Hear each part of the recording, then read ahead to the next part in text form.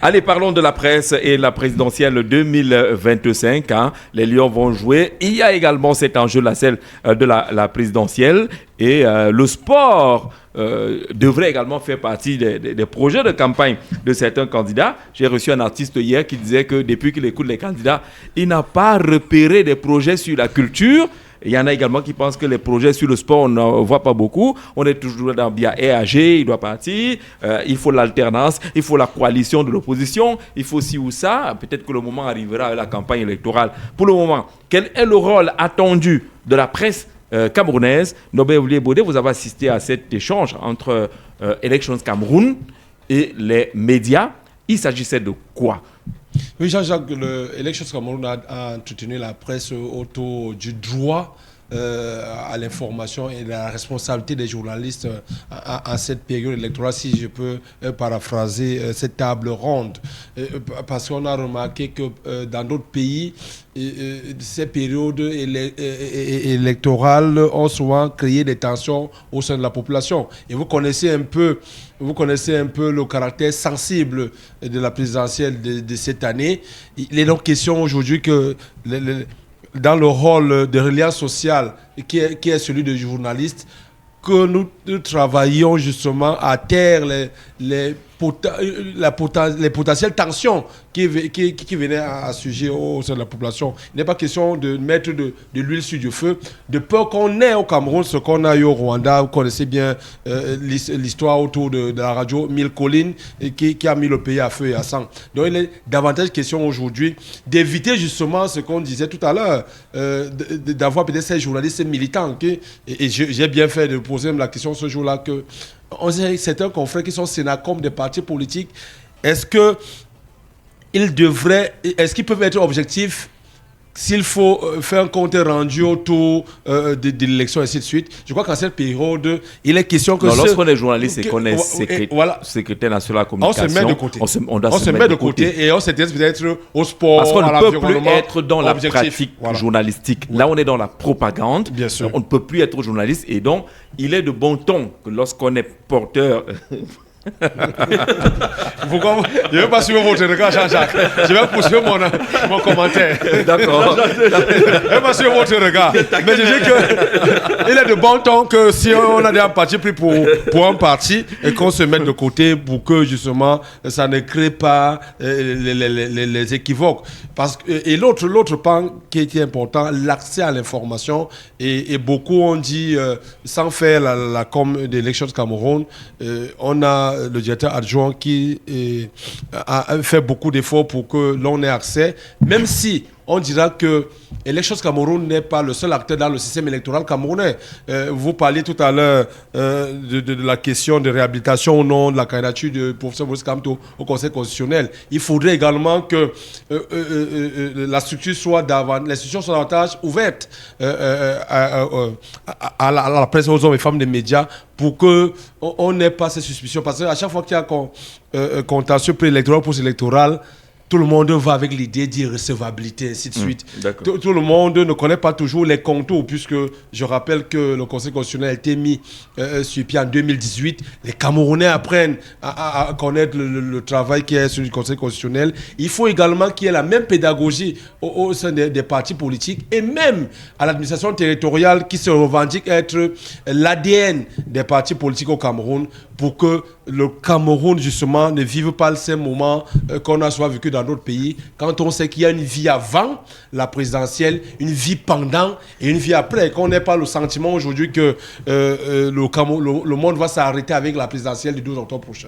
D'accord. Nous rappelons que la ligne est désormais ouverte au 6 91 94 38 29, au 6 75 14 90 16, au 6 93 62 38 28, au 6 76 78 06 53. Que doit-on attendre de la presse et des médias? Le Motoma Donkwa Bangé Maillot Jaune ce matin. Bonjour. Bonjour, monsieur Jean-Jacques. Bienvenue au programme et à la marche. Merci, je dis bonjour à tous qui sont en studio. Bonjour. Oui, concernant la thématique de ce matin, quand vous parlez, est-ce que la presse joue son rôle? La presse joue le rôle qu'on lui a attribué. Qui lui a attribué? le système en place, bien sûr. Puisque c'est facile de venir peut-être donner l'enveloppe qu'on écrive quelque chose, ou bien pour qu'on publie quelque chose. Il y a des enveloppes alors. C'est pas réducteur ça? Effectivement, et c'est ça qui se passe maintenant. Vous allez constater qu'il y a la pré-campagne qui est déjà lancée. Oui. Et il y a des chaînes de télé que quand c'est un candidat, on flash un peu quelques secondes. Mais quand c'est l'autre, on prend 2 minutes comme si c'était un reportage. Ça veut dire déjà qu'il y a un parti pris. Et c'est ce que la presse est en train de faire. Et c'est ce qu'on a inculqué à la presse au Cameroun. Et c'est quelque chose qui doit changer. Alors, le Motomoi de Nkwaba pense que la presse ne doit pas avoir de parti pris. C'est la presse camerounaise ou c'est la presse de façon globale? La presse camerounaise. Parce qu'ailleurs, on sait bien qui est journal de gauche, qui est de droite, qui est républicain, qui est démocrate. Et on ne leur fait pas de procès de parler des démocrates et ne pas parler des républicains. Pourquoi est-ce qu'au Cameroun, on ferait ce procès-là en demandant forcément à ce que ce soit équilibré, entre guillemets? Puisque ça n'est pas officiel au Cameroun. Ailleurs, on connaît que ce journal est d'office à gauche, l'autre est d'office à droite. Donc, si on voit qu'il est en train de communiquer autre, on va se poser des questions. Pourtant, le journaliste doit être neutre. Est-ce que le neutre existe? Mon ancien patron au groupe L'Anecdote disait que le neutre est naïf. Soit on est chaud, soit on est froid. Il n'y a pas de tiédeur. Que le neutre est naïf. Il est parti le mouvement de Nkwaba avec la pensée de Jean-Pierre Mouroubeling à la tuer. Soit on est chaud, soit on est froid. Voilà. Il n'y a pas de tiédeur. Alors, est-ce qu'on se comprend finalement sur le rôle qu'on voudrait que la presse joue en période électorale, lui, David Lobet? Est-ce que quand on écoute le Motomoi de Nkwaba, quand on écoute l'opinion, est-ce qu'on a l'impression qu'on comprend finalement quel est le rôle qui revient aux médias en période électorale? De manière générale et logique, la presse joue un rôle central dans un moment charnière comme celui que nous allons vivre dans quelques jours, l'élection présidentielle. Cette presse doit être adossée sur certains sacro-saints principes, notamment l'obligation d'équilibre dans l'organisation des différents plateaux ou dans le traitement des informations afférentes aux activités des candidats en lice. Mais je pense que cette posture relève de l'idéal lorsqu'on veut faire un miroir avec la réalité camerounaise. Parce que chaque média au Cameroun est adossé sur une dorsale, la ligne éditoriale. Et c'est cette ligne éditoriale qui abreuve et oriente les postures des journalistes employés dans ce média. De plus, les médias ne sont pas distincts du corpus social. Ah oui. Nous sommes dans un environnement de désagrégation généralisée et la presse ne saurait être exempte de reproches. C'est une presse caporalisée, c'est une presse stipendiée, c'est une presse à gage qui a été savamment construite pour les besoins de la cause par certaines personnes détentrices de moyens financiers colossaux. Et prétendre attendre de cette presse une posture républicaine, alors que les enjeux sont si élevés, cela relèverait un tout petit peu de l'utopie. Je pense que ce qui devait être fait ici, c'est une espèce d'aggiornamento qui passe par une reconnaissance des lacunes de notre presse. Cette presse, ces dernières années, a été fermement de la stigmatisation ethno-communautariste. Cette presse n'a pas joué son rôle de reliance ces dernières années. Parce que j'ai lu des titres fracassants qui avaient vocation à noircir la posture de certains candidats à l'élection présidentielle durant ces dernières années, sous le regard taiseux et complice des institutions ou des organes qui ont vocation à réguler la communication sociale dans notre pays. Et parvenu à l'aune, à l'orée d'une élection aussi majeure, prétendre donner une ligne de conduite à cette presse relèverait vraiment de la mauvaise foi. D'accord, Jean-Jacques Biard, sur cette question, quel rôle doit jouer la presse?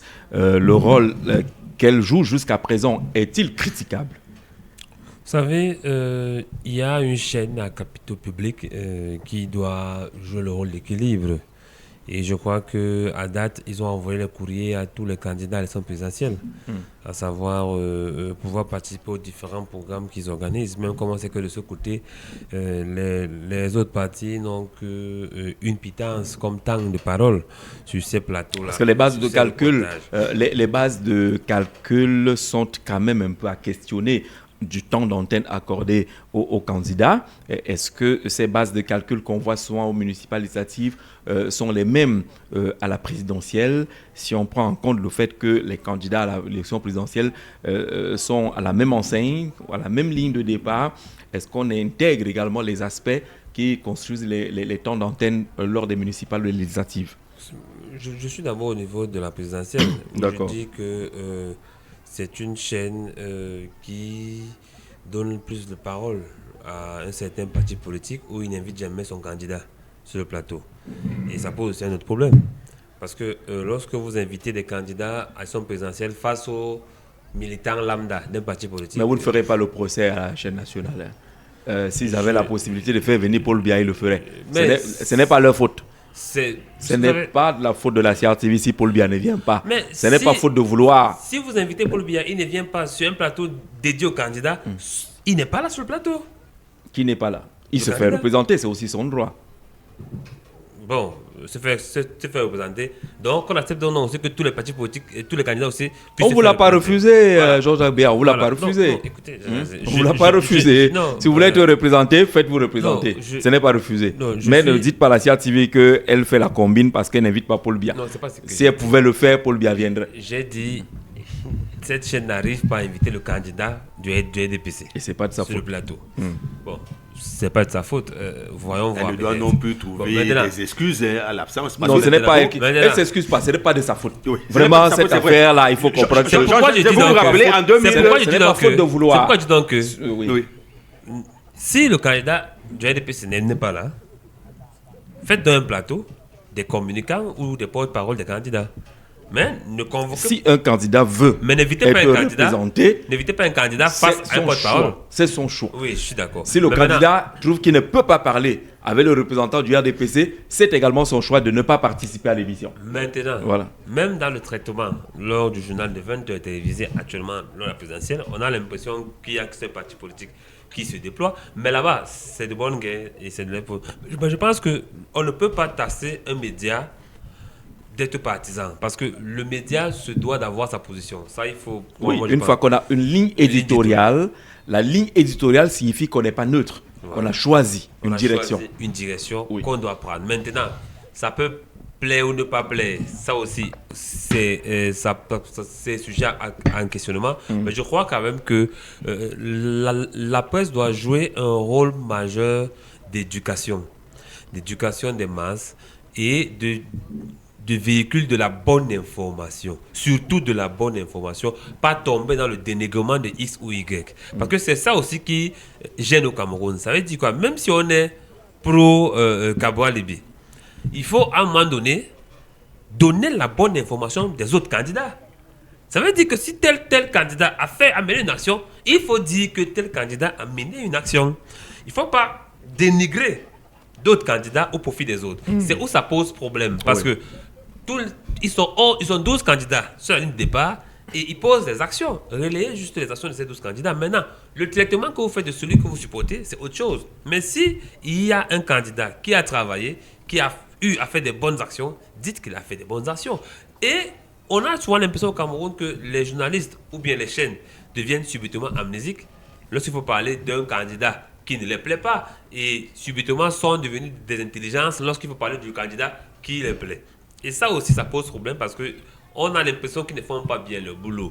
Parce que donner l'information, c'est rendre ce qui est vrai au public et enseigner le public en même temps. Parce que le public, les auditeurs, les téléspectateurs ne sont pas là pour savoir qui est beau. ils sont là pour avoir la bonne information. Et c'est à travers cette bonne information qu'ils vont juger eux-mêmes de qui peuvent voter. Maintenant, vous pouvez l'orienter davantage vers votre candidat que vous supportez, mais en même temps, donner la bonne information. C'est vrai. Monsieur BM va dire tout à l'heure que Jean-Jacques Béat, tu ne donnes pas la bonne information sur ce plateau, mais je fais l'effort de la bonne information sur ce plateau, de ne pas tomber dans le dénigrement. Alors, donnons la possibilité justement à ces marcheurs, s'il le faut, de nous taper un peu dessus. C'est important si on veut construire un système démocratique accepté. Au 6 91 94 38 29, au 6 75 14 90 16. Quel rôle doit jouer la presse en cette période électorale? Y a-t-il des points à critiquer? Y a-t-il des points à apprécier? Il faut qu'on veut écouter les marcheurs au téléphone ce jour sur cette question qui nous concerne. On a décidé de se livrer un peu. On va pas fuir le débat. On est là et on écoute. Alors Jean-Jacques Béat pense qu'il faut relayer l'information, seulement l'information. Même si à un moment donné on a l'impression que les gens confondent entre le journaliste et les opinions des panélistes, des participants aux émissions, qui eux, ils sont libres de dire quand ils veulent leur point de vue. Et là, finalement, il y a un peu comme amalgame là-dessus, Jean-Jacques. Oui, cela aussi vient du fait que certains modérateurs de plateau ou d'émissions ne sont pas cultivés, Jean Jazé. Parce que c'est à travers votre culture qu'on comprend que vous faites votre travail.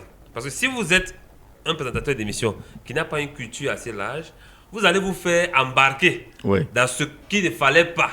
Parce que le panéliste, lui, il est outillé. D'accord. Il est dans sa rhétorique habituelle et tout, mais il vous amène que pas. Pourtant, quand vous êtes cultivé... Et lorsque vous êtes cultivé et que vous stoppez, vous ne voulez pas qu'il embarque votre émission là où vous voulez. Vous voyez des gens qui vous écrivent, vous êtes un mauvais journaliste. Pourquoi vous ne laissez pas qu'il parle? Non, on ne laissera pas qu'il parle parce que l'émission a une direction. Monsieur Mobita, bonjour. Bonjour Jean-Jacques. Bienvenue, on marche sur la capitale, marche sur la presse. Je vais marcher sur la presse, mais pas l'absétiser. D'accord. Bonjour à ton panel déjà. Bonjour. Il faut dire depuis ma abord, Jean-Jacques, le Cameroun est malade dans tous les secteurs. Ce n'est pas la presse qui va échapper à cela. Moi, j'ai juste un problème souvent avec les journalistes qui, quand ils prennent une position, ne l'assument pas. Voyez-vous. Ils ont souvent l'habitude de dire non, nous sommes neutres et tout, alors qu'au fond, vous sentez que la position qu'il a prise est vraiment, permettez-moi la tautologie, partisane, quoi. Oui, on ne peut pas lui refuser. C'est un être humain, il a des sentiments, et il dit des choses, il a aussi des préférences, ce qu'il voudrait avoir. Mais sauf que s'il veut donc s'exprimer en tant que citoyen, qu'il le déclare, il déclare ses convictions, ce qu'il veut, ses désirata. Mais pas se cacher derrière le journaliste, la casquette de journaliste pour exprimer son ressenti. Voyez-vous. On est d'accord. Il est dans une ligne, dans un organe de presse, il a une ligne éditoriale, il a signé, et il sait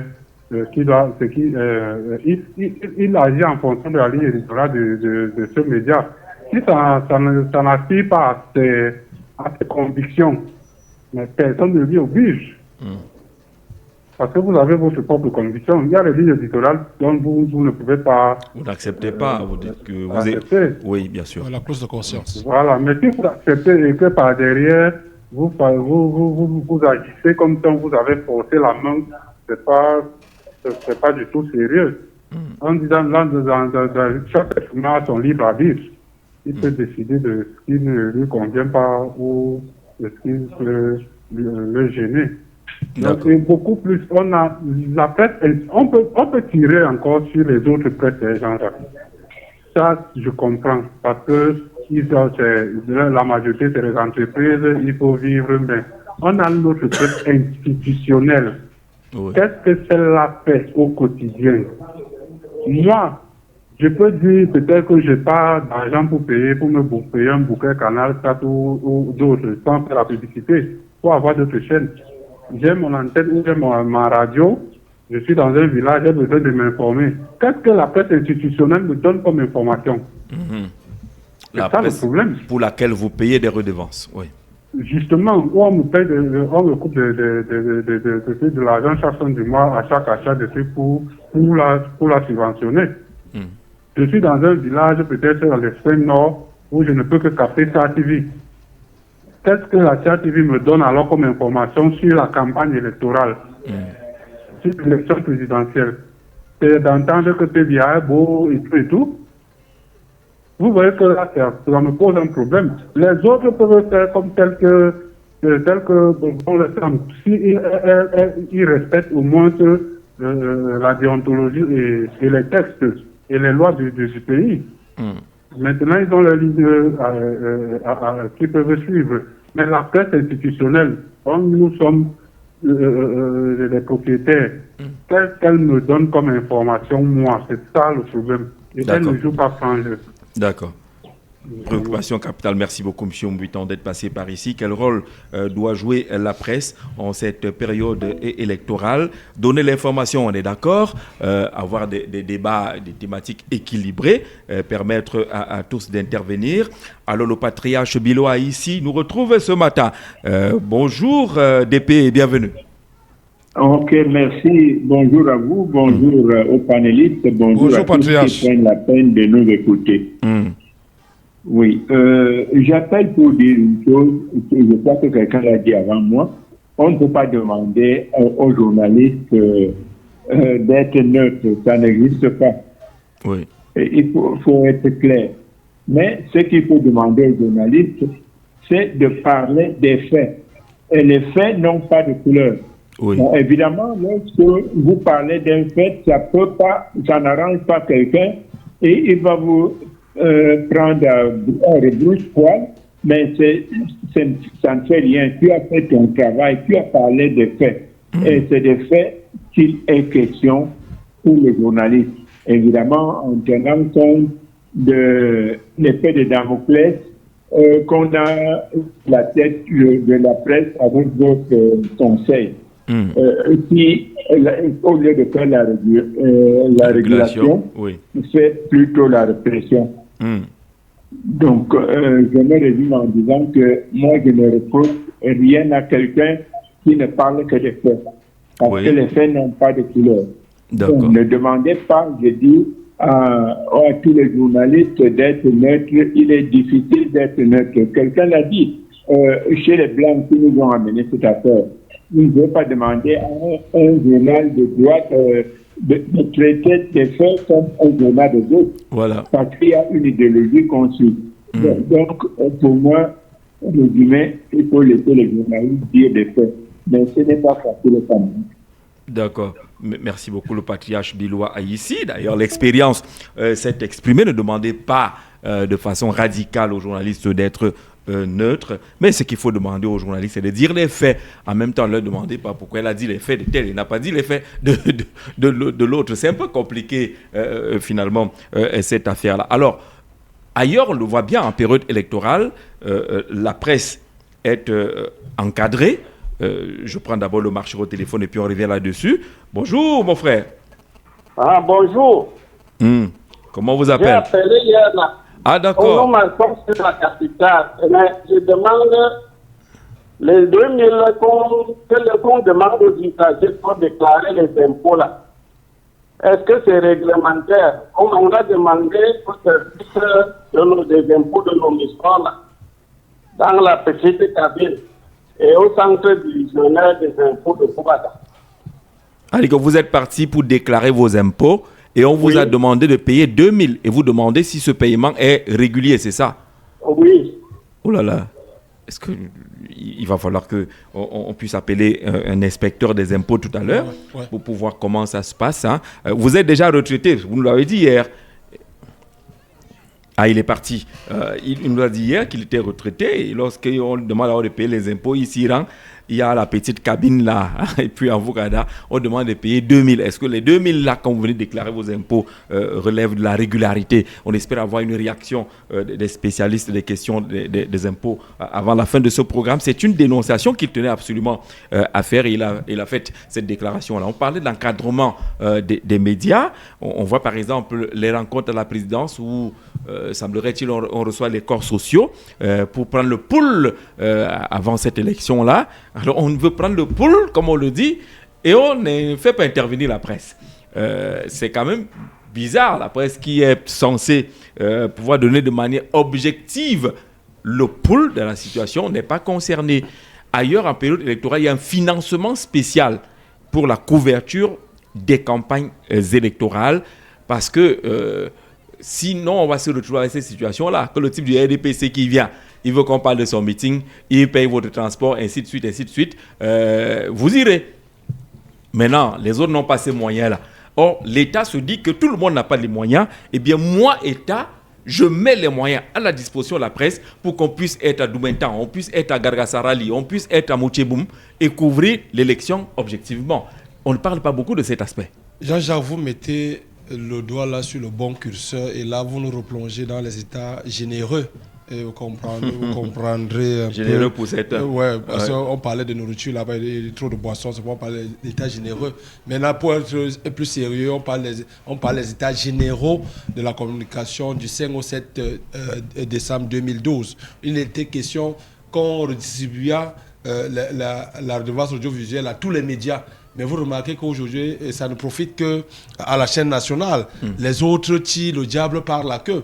Et quand bien même il y aurait eu ces financements, combien de patrons redistribuent à leurs collaborateurs pour le fonctionnement même. Voilà, sur le terrain. Là est toute la grosse question. Du coup, quand un journaliste est sur le terrain et qu'il est embarqué dans un Prado, parfois il oublie le fait. Il édulcore un peu le fait parce que quelqu'un a dit quelque part, ventre affamé n'a point d'oreille. On demande un peu trop. Ou alors ventre affamé écoute avec les oreilles de celui qui a quelque chose. Bien sûr, vous savez, on demande un peu trop aux journalistes. C'est vrai, nous connaissons le rôle qu'est le nôtre, mais toute la pression est sur le journaliste. Mais on ne ménage pas assez le journaliste pour qu'il puisse se déployer, Jean-Jacques. On nous parlait tout à l'heure du football. Regardez toute l'organisation qu'il y a autour. Vous avez les forces de maintien de l'ordre, vous verrez ci, vous verrez ça. Mais dites un mot déplacé sur un candidat, Jean-Jacques. Vous n'êtes pas sûr d'entrer chez vous. Que votre vie est mise à prix chaque jour un peu plus, surtout à cette période charnière. Parce que justement, même la neutralité ou l'objectivité là, vous pouvez vous poser problème vous-même dans l'exercice de vos fonctions. Combien de journalistes dans d'autres pays ont été assommés parce que peut-être il a rendu les faits? Est-ce que doit-on toujours rendre les faits au nom de ce qu'on doit être neutre? Est-ce que, c'était un peu l'une des problématiques l'autre jour aussi avec Elections Cameroun, est-ce qu'en mettant telle ou telle information à disposition du grand public, est-ce qu'on garantit la paix sociale, Jean-Jacques? Là, toute la question, parce que là, aujourd'hui, on a le sentiment, on veut amener le journaliste à être un influenceur, comme on le voit dans les réseaux sociaux, où il n'est pas question de traiter l'information. On veut que le journaliste jette de manière brute et même brutale l'information sur l'opinion. Mais on oublie l'effet boomerang. L'effet boomerang peut perturber l'équilibre social. Pourtant, si il n'y a pas cette paix sociale, on ne peut pas garantir une élection libre et même transparente dans un pays. Donc c'est autant de choses. C'est bien beau, le journaliste doit faire ci, il doit faire ça. En fait, le journaliste se trouve un peu dans une position de parent en période de rentrée. Tiens, nous sommes à quelques jours. On demande aux parents tout. Le goûter et tout ça. On dit le journaliste n'a que les devoirs. Mais on oublie parfois de dire qu'il a aussi des droits quelque part. Où sont ces droits? Tout le monde sort la Kalachnikov pour tirer sur le journaliste qui doit faire ci, qui doit faire ça. Je crois que à cette période, on a besoin d'une synergie. Ça devrait commencer par la considération du rôle important que joue la presse en période électorale. Et cette considération devrait amener les pouvoirs publics à aménager la presse pour rendre cette presse-là efficace et profitable au processus électoral. Si la presse reçoit des moyens de l'État, parce que tout le monde en reçoit. Ouais. Les partis politiques reçoivent, la société civile Ouais. reçoit de l'argent de l'État pour se déployer. Pourquoi est-ce que la presse n'en recevrait pas pour mieux se déployer et permettre au Cameroun Camerounais de vivre le processus électoral? Quels sont les mécanismes qui marchent aujourd'hui au profit de la presse? La carte de presse, l'a-t-on? J'ai même demandé. La commission a j'ai demandé siégé une fois. La commission a siégé pour la dernière fois quand? Je crois que c'est la mai dernière. On a pris qu'en mai dernier, 10 ans. après combien d'années de léthargie? Oui. Moi, j'ai la mienne, 10 ans. je ne reconnais même plus ma photo Voilà. dessus. Et quand vous l'avez, elle ne vous sert à rien. Ouais. Les avantages qui doivent être collés à cette carte de presse n'existent pas. Allez-vous payer le même ticket qu'à Merco, normalement, comme un payer client, les tout le hôtels monde, normalement, les hôtels, le les restaurant restaurants, normalement. Pareil. Voilà. Le patriarche est revenu Biloa ici. Oui, je reviens pour dire ceci. Vous avez parlé des États généraux. Les journalistes ont beaucoup de problèmes. Après les États généraux, j'étais parmi les collègues qui avaient été choisis pour la mise en œuvre des décisions des États généraux de notre métier. Oui. Mais malheureusement, on n'a jamais convoqué, on s'est assis quelque part, on a demandé à ce que, par exemple, pour avoir sa carte de presse, celui qu'on a mis à la tête n'était même pas choisi parmi ceux qui devaient mettre en marche les décisions. Mais alors, comment comprendre cela? Vous parlez de l'argent qu'on prend à tout le monde et qui devrait servir à tout le monde. Mais qu'est-ce que nous avons fait? Jusqu'aujourd'hui, les journalistes se sont contentés de dire ça de temps en temps comme maintenant, mais alors que ça devrait être un mouvement pour dire non. Parce qu'on ne peut pas prendre l'argent de tous les Camerounais pour ne donner qu'à 2 organes. Voilà. Alors que la presse fait le même travail. Donc, j'appelais pour vous dire que j'étais parmi ceux qui avaient été choisis pour la mise en œuvre des décisions des États généraux. On n'a jamais convoqué Kiloa ici. Et j'ai encore le dossier bien emballé à la maison. Le Cameroun. Justement, le patriarche fait bien de faire allusion à cela. Et on sait qui était ministre de la Communication à cette époque. C'était qui? Issa Chiroma Bakary, aujourd'hui candidat à la présidentielle. Jean-Jacques vous posez la question tout à l'heure. au service des institutions. Jean-Jacques, vous parlez tout à l'heure des programmes politiques des différents candidats à l'élection. Est-ce que vous avez vu un volet presse quelque part? Mais on a besoin que cette presse se déploie pour dire ci, pour dire ça. Que font les candidats qui sont engagés sur l'élection présidentielle pour améliorer les conditions des hommes et femmes des médias? Mais avant, que peuvent les candidats? Que peuvent-ils? Si l'État ne fait pas ça. Il y a d'abord une volonté. Est-ce qu'il y a un mot qui est dit sur la question? Non, ne sautons pas très rapidement. Le responsable principal de la situation actuelle. Une élection comme la présidentielle est un problème d'État. Et l'État doit mettre en place des mécanismes d'accompagnement pour que ça se passe bien. Tout le monde est d'accord. Nous sommes très d'accord là-dessus. Mais si on appauvre les journalistes, on les rend un peu esclaves de ceux qui en ont un peu. Voilà. Parce que si... Non, ben Baudé, sur les 62 milliards alloués souvent à la campagne présidentielle, si on enlève seulement 1 milliard, on partage à la presse au Cameroun, ils vont faire le job. Parce qu'il ne faut pas souvent se leurrer, c'est l'État du Cameroun qui refuse que les médias puissent faire le travail. Parce qu'en fait, donner le moyen... Ça paraît donc être une stratégie. C'est-à-dire qu'on vous affame, vous êtes là. Un meeting se passe, je ne sais pas trop, vous êtes incapable de vous dire. Mais eux, quand ils organisent 360 meetings le même jour, il y a 360 fois 10 équipes de couverture pour les mêmes meetings. Parce qu'eux, ils peuvent vous permettre de vous déployer. Et à l'antenne, on a l'impression que vous n'accompagnez que non, les autres n'ont pas de moyens. Alors, bonjour Monsieur Jean Laxé, bonjour à toutes et à tous. C'est en un mot, hein. Toutes et à tous, c'est vraiment.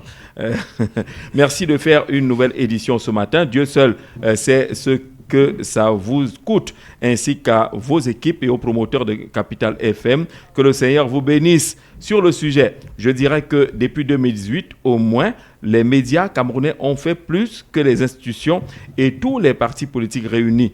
En effet, en termes d'émissions interactive, les Camerounais ont pu parler, ce qui a évité des mouvements d'humeur à plusieurs niveaux. En termes d'information sur les pratiques, les lois et les usages, la grande majorité des Camerounais sait désormais comment fonctionnent les choses.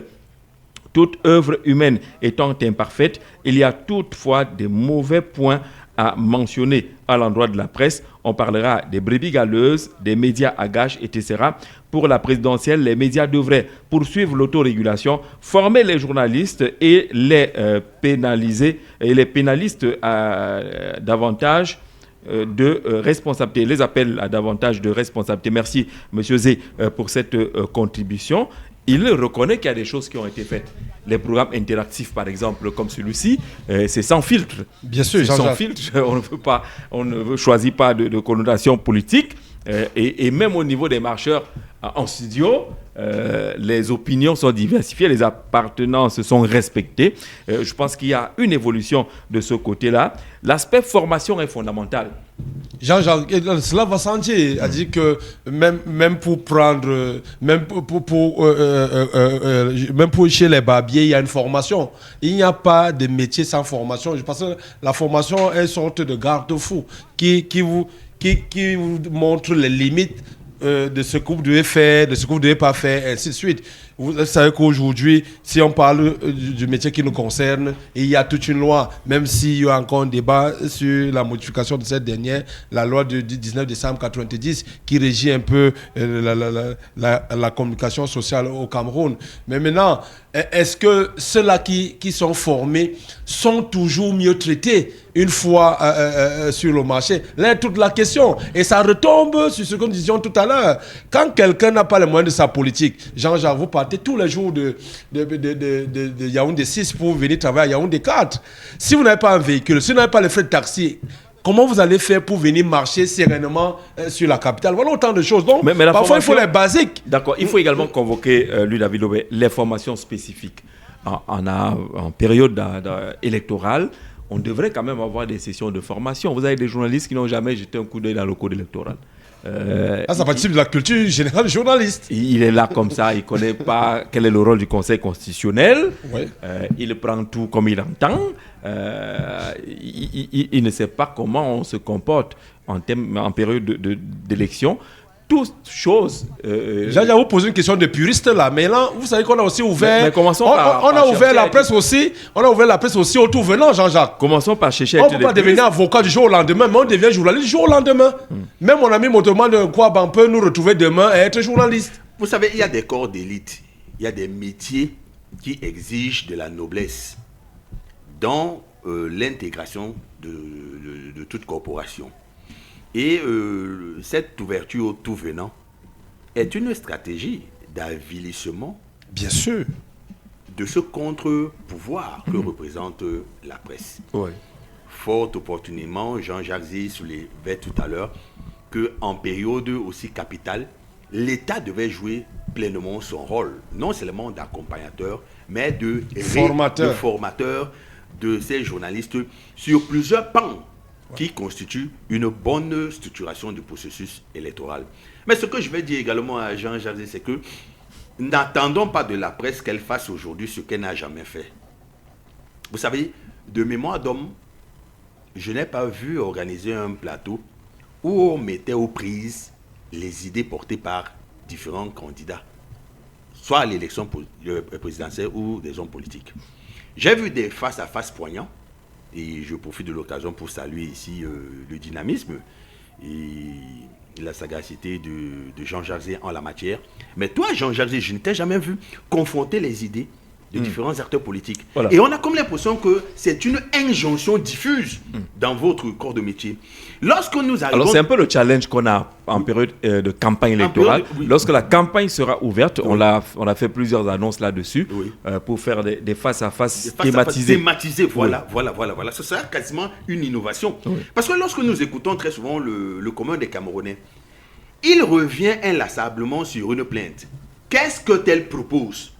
Mais où va-t-il proposer s'il n'y a pas d'espace de diffusion, de propagation ou de clarification de sa pensée?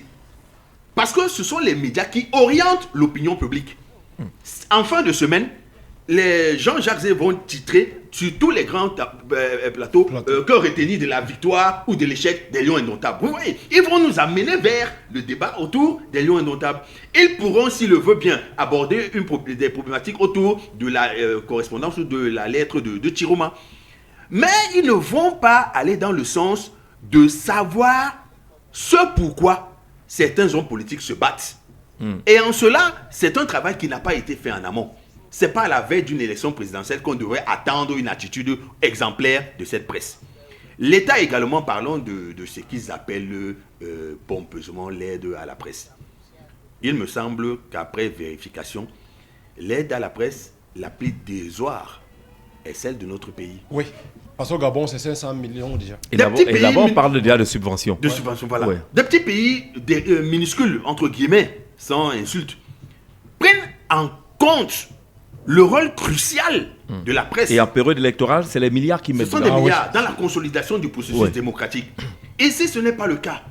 Le Conseil national de la communication, qui s'est érigé strictement en père fouettard, pourrait également organiser des awards de gratification de ceux qui se sont distingués durant l'année dans la pratique et la application. Et vous diront qu'ils n'ont pas d'argent. Ah, ils n'ont pas d'argent. Mais leur rôle, c'est strictement de sanctionner. Fouetter. Bon, c'est pas normal.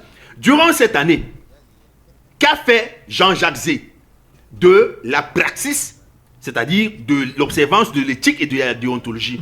Qu'a fait son confrère tel? Qu'a fait son confrère tel? Voilà. Et au terme de cela... Parce qu'il y a un peu d'embrouille autour de cette affaire. Et il faut le dire, ces affaires où on vote le meilleur journaliste sur les réseaux sociaux, non, vraiment, organisés par des particuliers. C'est l'égarement. C'est l'égarement. Vous voyez les gens qui ont beaucoup qu'on appelle les followers. Ils viennent gagner devant des personnalités. Les pages monétisées. Le métier au quotidien. Non, ce n'est pas de cela qu'il s'agit. Il faut qu'à la fin d'année, et ceux qui disent qu'ils n'ont pas de moyens, le Conseil national de la communication, pour avoir les moyens, est-ce que c'est pas compliqué? S'ils sont crédibles, ils sollicitent des mécènes, des sponsors pour organiser cela. On ne leur demande pas de sortir de leur poche de l'argent, mais au moins on peut accorder un peu de crédibilité à leur affaire si à la fin on décerne des plumes d'or à ceux qui auront quand même fait preuve de bonnes pratiques en la matière. Comme ça, le mauvais grain commence à être éliminé de lui-même. De lui-même. Tranquillement. Il est inadmissible que des jeunes premiers, bon, c'est vrai que le dicton dit les âmes bien nées, la valeur n'attend point le nombre d'années, mais il y a des jeunes premiers qui viennent carrément supplanter des totems de la pratique journalistique comme les Valentin Simeon Zinga. Non, c'est inadmissible, c'est effroyable. Lorsque je vois des bambins sortis de nulle part être affublés de qualificatifs, il y en a qui osent vous mettre en compétition. Vous prenez Valentin Zinga, Alain Belibi, vous le mettez en compétition avec. Non, mais il faut arrêter ça. Les gens Alain Boyomo. Vous voyez donc, et tout cela se passe sous le silence complice de l'opinion publique. Toutes strates confondues. Et ça nous amène à nous... Et ouais, les gens à la présidence de la République, lorsqu'ils les appellent les journalistes, ceux qu'ils sollicitent, vous demandez qu'est-ce qui se passe? Qu'est-ce qui se passe pour que lui, là, il soit celui qu'on appelle à la présidence pour servir la communication présidentielle? Je dis, mais attendez, on est arrivé à ce niveau de banalisation de la communication présidentielle directe ou indirecte en utilisant des... Mais c'est vrai ce que vous dites. Il y a, par exemple, ces consultations qui sont menées par le ministre d'État, secrétaire général de la présidence. Il me semble que la primeur de ces actualités, le traitement de ces actualités devrait être l'apanage de journalistes rompus dans l'exercice du métier. Mais je suis surpris que c'est en consultant certaines pages que je découvre en exclusivité que telle ou telle chose qui se passe en haut lieu de l'État du Cameroun est en train d'être... Non, à un moment donné... Ah, mais si ici, hier, on a ouvert les portes aux influenceuses, je ne peux pas utiliser le mot dérivé d'influenceuses, depuis cette période-là, on a baptisé influenceuses autre chose, et aux influenceurs, pourquoi est-ce qu'on serait surpris qu'aujourd'hui, le premier venu dans la pratique, peut-être parce qu'il a une page là où on insulte les gens du matin au soir, et que c'est vous qu'on sollicitez la présidence. C'est toute une chaîne. C'est toute une chaîne qui est mise en place et qui n'accorde pas à la presse la place qu'il faut. On a réussi à insulter, à infantiliser, banaliser la presse. Résultat des courses, on aura ce qu'on aura. Oui, on aura ce qu'on aura à l'élection présidentielle. Parce que quel que soit le bord idéologique ou éditorial d'une presse, lorsque l'enjeu devient national, on convie tout le monde. Quitte à ce que les orientations soient feintes ou subtiles lors du traitement. Mais lorsqu'il s'agit d'un enjeu d'envergure nationale, tout le monde doit être convié. Mais ce n'est pas le cas. Ici, on procède à un tri sélectif selon les accointances ou les allégeances. Les allégeances. Les allégeances. À tel cercle ténébreux ou opaque ou satanico-philosophique, finalement, on ne sait pas de quoi il s'agit. Il y a un peu de Charles Ateba, il est dans tes propos. Du magico-anal. Je n'attendais pas moi de lui. Il y a du magico-anal là-dedans. On va partir. On va regarder le match de soir et puis on fera l'après-match demain, vendredi, en espérant que la victoire va être là. Merci à Nissé Kane qui vient nous envoyer un document qui est l'appel à l'Union pour le changement du Cameroun en 2025, en abrégé UPC 2025. L'Union pour le changement du Cameroun en 2025. Il dit qu'en réponse aux exigences du peuple souverain, un appel solennel est lancé aux candidats retenus pour l'élection présidentielle, aux candidats non retenus, à tous les partis politiques, associations de la société civile et personnalités indépendantes pour se mutualiser au sein d'une large coalition autour d'un programme commun de transition et de refondation du Cameroun porté par un candidat consensuel du peuple. Le candidat consensuel du peuple sera choisi parmi les candidats à l'élection présidentielle qui ont une base électorale significative et qui s'engagent à, il y a une précision, qui ont une base électorale significative et qui s'engagent à, premièrement, promouvoir le programme commun de transition et de refondation 6 juin et non le programme de leur propre parti politique. Deuxièmement, mener la campagne électorale comme chef d'une équipe collégiale faite de tous les membres de l'UPC 2025, donner la parole au peuple en convoquant les assises nationales et des états généraux socio-professionnels dont les résolutions serviront à étoffer le programme commun de transition et de refondation, former un gouvernement d'union nationale de transition et de refondation pour mettre en œuvre le programme refondation, organiser un référendum constitutionnelle et des élections générales, dont une élection présidentielle à 2 tours, avoir un mandat unique de 3 à 5 ans. Les candidats, partis politiques, associations et personnalités qui adhèrent à l'Union pour le changement en 2025 sont priés de renvoyer leur fiche d'engagement signée dans les meilleurs délais. Une adresse email est proposée, fait à Yaoundé le 1er septembre pour le groupe Sambaka, Dieu Kamchameni, Anissé Kane. C'est les 3. C'est toujours le groupe de toi là? On en parlera. On parlera de la naissance de l'Union pour le changement en 2025, UPC 2025. Mesdames, messieurs, merci d'avoir écouté ce programme. Rendez-vous demain.